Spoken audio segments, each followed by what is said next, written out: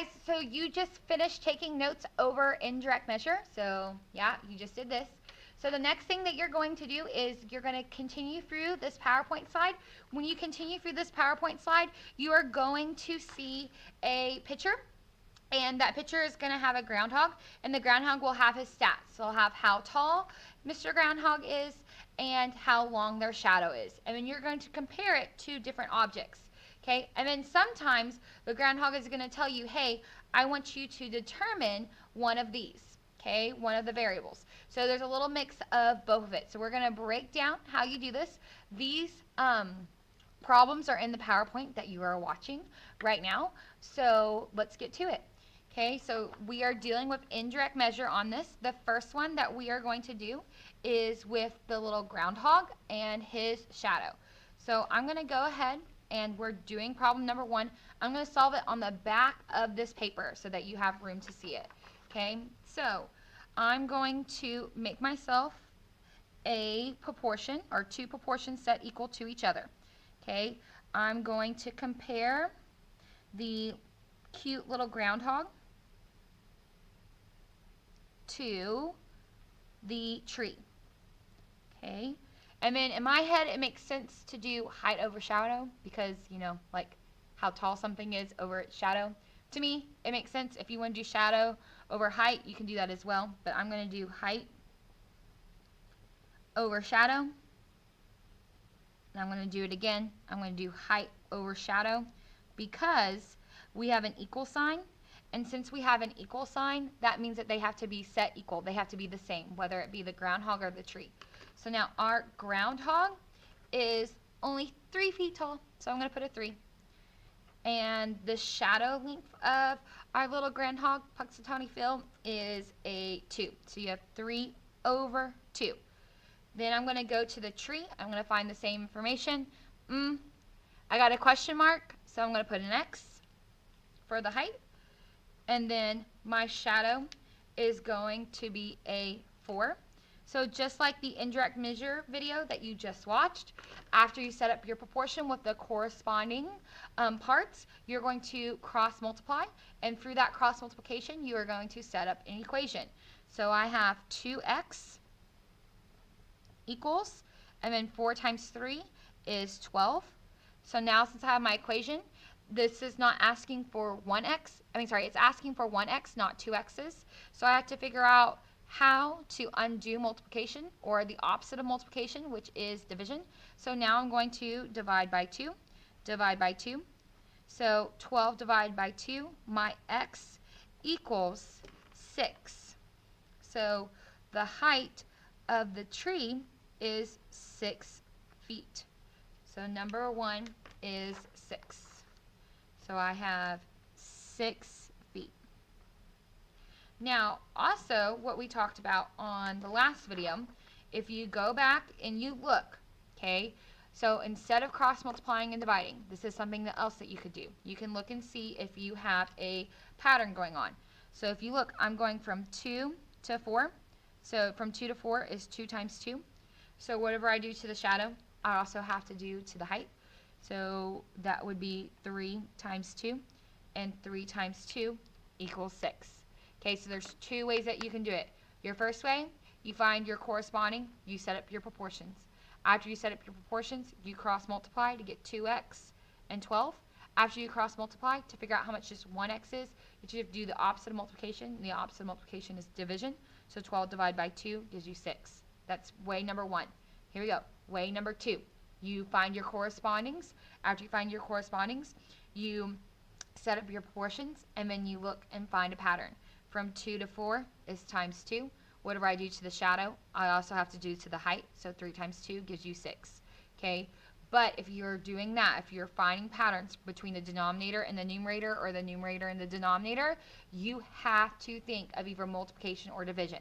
Okay? No adding patterns, no subtracting patterns. Okay?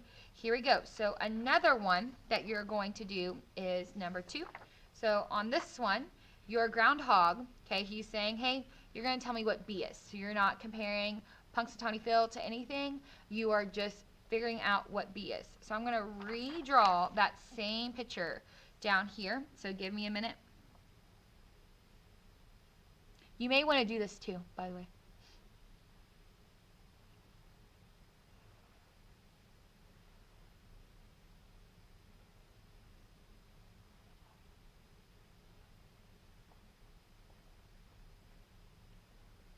Okay, so when you look at this picture, okay, our goal is to find B.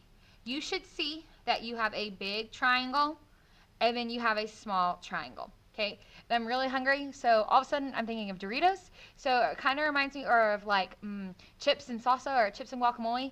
Like when you have like chips stuck on top of each other, like here's the big chip and then here's a small chip. But obviously we're dealing with shapes and not food, so sorry if I got you hungry. But you have the big one and then you have the small one. So I'm going to set my two proportions equal to each other. Okay, I'm going to go ahead and do the small triangle is equal to the big triangle. So I have the small triangle, okay? I have, for him, I have a B. So I'm going to have a B. And then I also have a 3. So I have 3 here. Next, for the big triangle, the matching part of B is 8. Now, this is where it gets tricky. This is where the groundhog is trying to trick you. The big is both 3's, not just one of them. So it's a 3 and a 3 together. So 3 plus 3 is 6. So I have 6 here. Okay, so now that I have it set up, I can cross multiply. So I'm going to make myself an equation by doing the cross multiply. So I have 6 times B, so that gives me 6B is equal to, then I have 3 times 8, so 3 times 8 is 24. Okay, so the next thing that I'm going to do, since I have 6b equals 24, they're looking for 1b, not 6b's, so you have to do the opposite of multiplication, and the opposite of multiplication is division. So I'm going to divide by 6, divide by 6, so b would equal 4. So b equals 4. So your B equals 4. Now, so what we did is we found corresponding sides. Okay, after we found corresponding sides, we set up a proportion.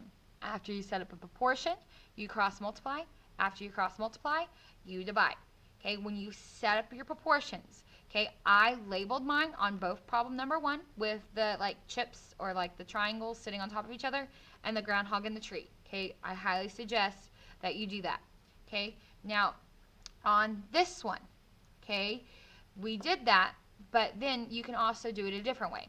So if you look, remember how I told you you could find patterns? You can find patterns on this one as well. Okay, now I'm trying to solve for B. So my pattern actually has to work backwards instead of forwards. Okay, so I have to go from 6 to 3. So to get from 6 to 3, you divide by 2. So if I'm dividing by 2 on the denominator, I can do the same thing here. I can also divide by 2. And 8 divided by 2 also gives me 4. Okay, so both ways work. Okay, I like both ways, so it doesn't really matter to me, but to you, it may be easier to find corresponding, set up the proportions, and then do the cross product, which is the cross multiply, and then divide. Or you may like to set it up and try to find your pattern around the numerator, on the denominator, and whatever you do to the denominator, do to the numerator. Okay, you can pick however you want to do it. Okay, so your second answer is 4m, so 4 meters. Okay, so I've done 2 with you. Okay, you are now doing from 3 to 20 on your own, so you have 18. Okay, follow along with the steps that we just did here. Okay, so follow along with this to help you. So if you can do that, it will be fantastic. Okay, be good for the sub, and we try to help Mr. Groundhog answer all the questions. Bye, guys.